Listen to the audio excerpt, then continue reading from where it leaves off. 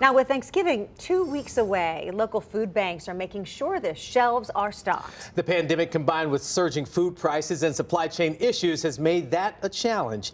News 4's Cameron Taylor explains what's being done to combat the problems. Mac and cheese is a staple here at Second Harvest Food Bank of Middle Tennessee.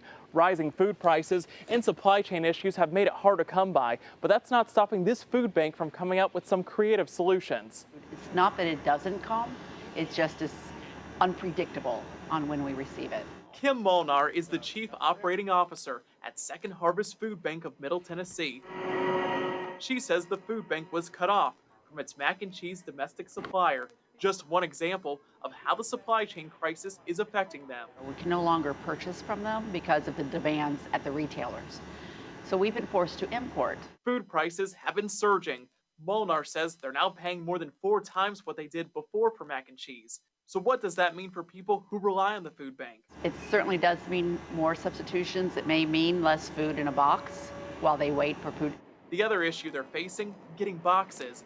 Molnar says the wait time has gone from 3 days to 3 weeks. They've had to make some adjustments. Maybe change a box size that we were using just to be able to get the product out the door. Even with supply chain problems, the food bank says volunteers are still very much needed. We still have food for volunteers to sort. We still have a lot of food that needs to get out to people who otherwise wouldn't have it. Volunteers make that possible. The number of people relying on the food bank remains high.